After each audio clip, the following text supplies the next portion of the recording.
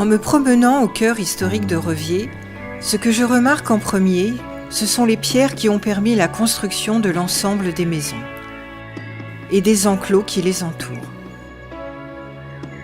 Que nous raconte-t-elle au sujet de sa population, de son mode de vie au fil du temps? C'est ce que je vais essayer de découvrir tout au long de mon parcours.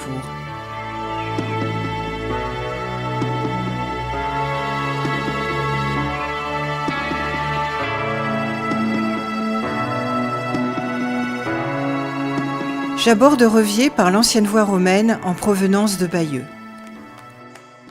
Après le pont de la Seule, appelé pont de Banville par les Revitais et pont de Reviers par les Banvillais, je découvre sur ma droite, masquées par la végétation, les anciennes carrières qui ont fourni les matériaux nécessaires à la construction de mon village.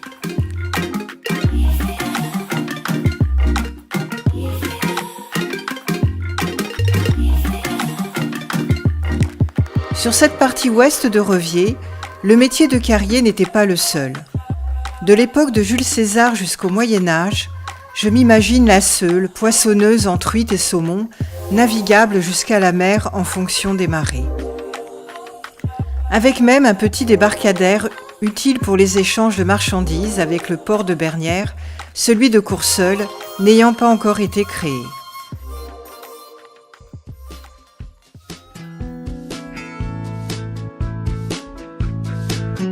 Bien sûr, ces deux activités n'ont pas été les plus importantes sur mon village.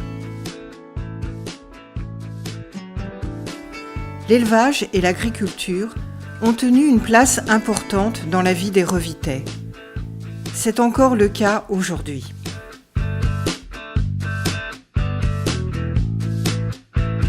Même s'il ne reste aujourd'hui que 2 exploitations, le monde agricole constituait évidemment le fond de la population.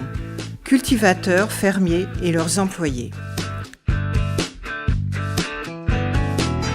Aujourd'hui, fermes et dépendances ont été réaménagées en habitations, même si conservées parfois en l'état, quelques vestiges me rappellent l'utilisation primitive de ces bâtiments. Ici, des mangeoires pour chevaux,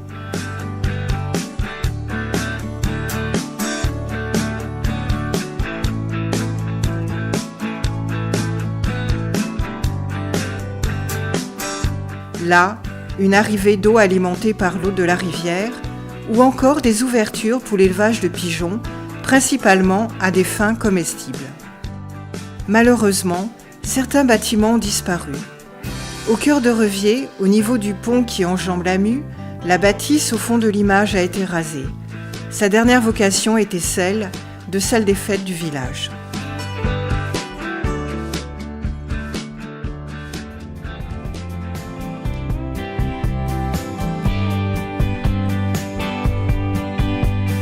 La rue des Dentelières nous rappelle que c'était autrefois une activité non négligeable, car source de revenus complémentaires. Bien sûr, cette activité n'était pas cantonnée à cette rue, car on pouvait retrouver une dentelière dans chaque foyer.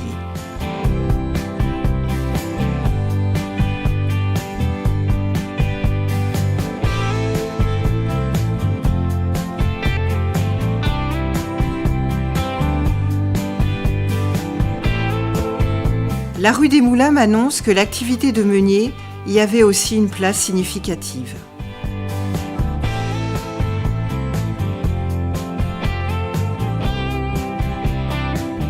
Je retrouve trace de cette activité au niveau de la Malle-Poste.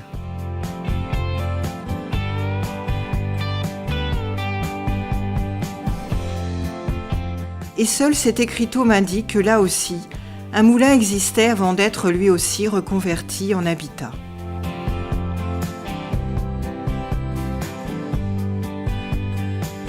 Je me suis fait expliquer que la rivière la Mue, affluent de la Seule, a vu depuis des travaux de réaménagement de son lit afin de prévenir des risques d'inondation.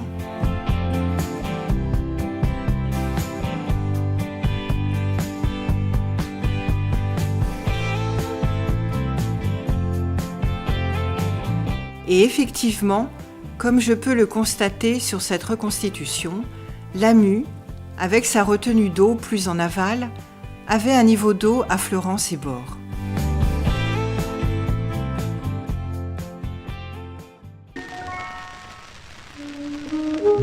À l'angle de la route des Marais, et si la soif me tenaille, j'aurais pu, au temps de la belle époque, me désaltérer au café Mauvrais, ou bien chez l'aubergiste Girard, ou dans un des autres cafés débits de tabac, désormais disparus.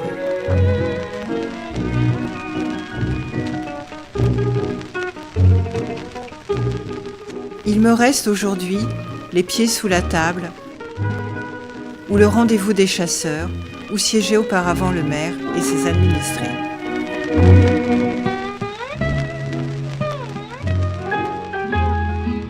Ma mairie actuelle, elle aussi, a eu plusieurs vies précédentes. Au début, ce bâtiment appartenait à la famille Le Chêne.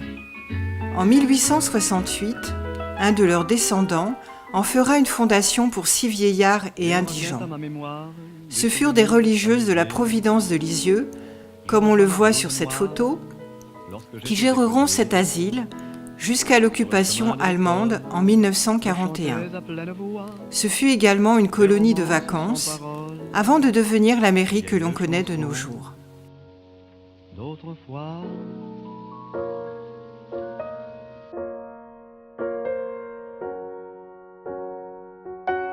Comme traditionnellement dans les villes et villages, c'est au cœur de Reviers que se dresse l'église. Je me doute en observant le clocher plaqué sur l'édifice et daté du XIIIe siècle qu'il ne se présente pas sous son aspect primitif. Car le parapet, porté par des mâchicoulis, et le toit en pierre qui la surmonte doivent être beaucoup moins anciens, peut-être du XVIIe siècle. Quant à l'horloge, elle date de 1741. Elle assure toujours sa fonction et les cloches qui me réveillent le matin est le même son que celui qu'entendaient nos aïeux en 1763, date à laquelle ces cloches ont été fondues.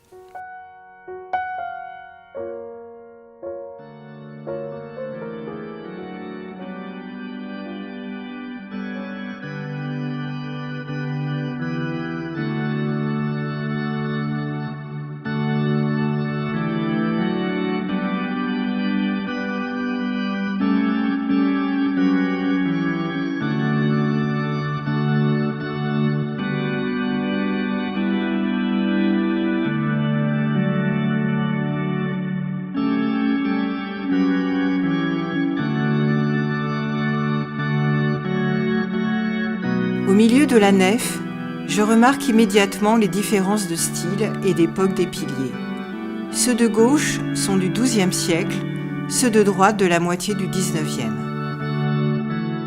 Le chœur me laisse encore apercevoir son ancienneté.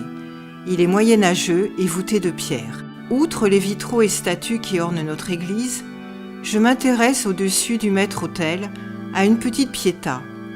Les armes qui ornaient les 2 autres motifs en écusson ont été grattées à l'époque de la Révolution.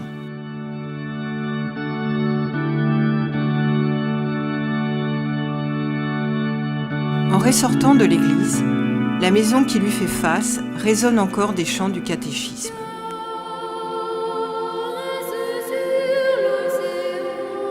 Un peu sur la gauche, en me hasardant dans la cour où me prévient un écriteau « À vos risques et périls », je découvre un édifice assez important, d'origine encore mystérieuse, mais que l'on peut dater entre 1160 et 1200.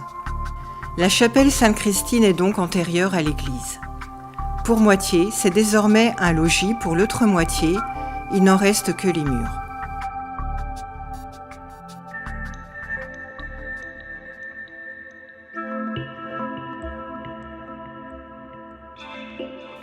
Tout près de l'église, l'ancien presbytère.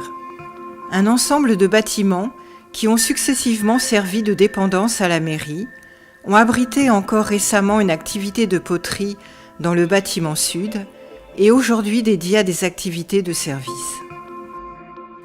Quant au bâtiment nord, ce sont devenus des logements communaux. En traversant le petit parc attenant, qui me permet de rejoindre la rue principale de Reviers, j'y observe sur un des murs une cavité. Je me fais expliquer que le côté de la cavité signifiait le côté de son propriétaire. Sur l'autre mur attenant, qu'il faut s'imaginer à l'origine plus haut, je remarque 2 orifices qui permettent encore d'observer ce qui se passe de l'autre côté du mur. Il se murmure encore dans Reviers que cela permettait aux ecclésiastiques de guetter l'arrivée de dangers potentiels.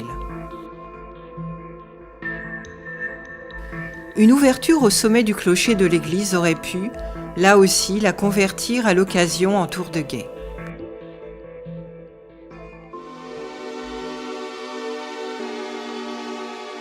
Enfin, je retourne à la sortie ouest de Reviers pour me rendre au milieu des ruines, et pour moitié troglodytes, de l'ancien logis du vicaire, sans connaître la véritable raison pour laquelle lui seul se retrouvait dans un endroit aussi austère.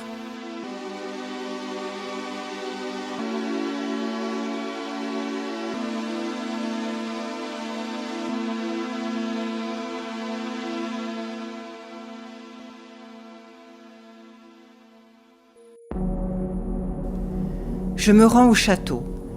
C'est la bâtisse la plus imposante de Reviers. Il était encore couvert de chaume jusqu'à la Révolution.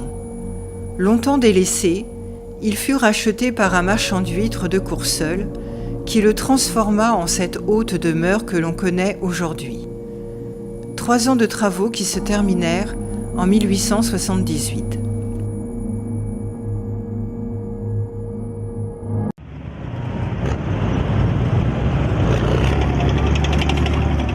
Au rond-point de Reviers, je me sens à nouveau rattrapée par le passé. Pour libérer la France et l'Europe de l'occupant allemand, ce sont en majorité des Canadiens qui débarquèrent en juin 1944 sur nos côtes. Sur la Seule, ils construirent un pont remplacé depuis pour permettre aux troupes et aux engins provenant d'Arromanches de la franchir aisément. Si Reviers fut épargné, nos libérateurs furent nombreux à payer de leur vie les progressions de Courseulles vers Bény-sur-Mer.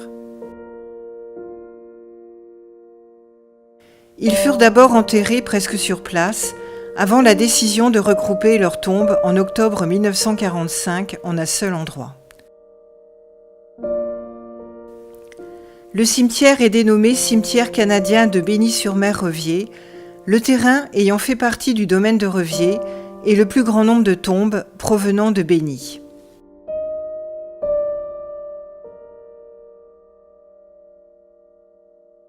« 2044 dépouilles reposent ici, dont 2029 Canadiens, ainsi que 15 aviateurs.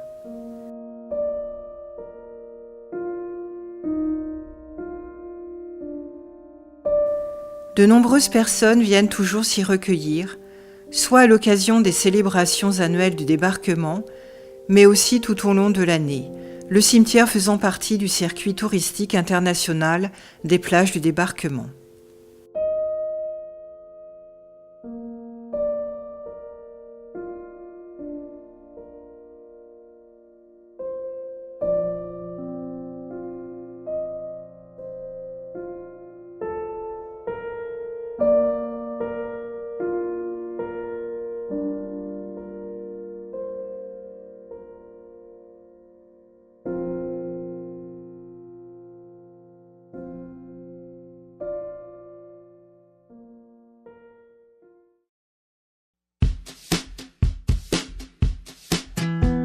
Au centre historique de Reviers, les travaux de restauration continuent, comme ici à l'ancien moulin au large.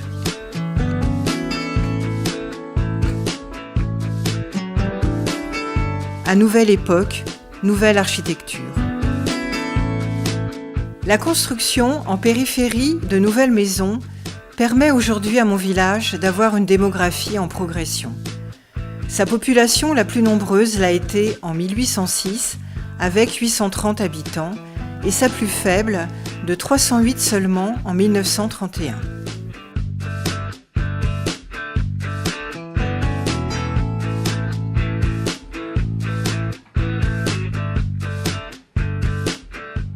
Si nos vieilles pierres nous évoquent le passé, Revier n'en continue pas moins d'écrire son avenir.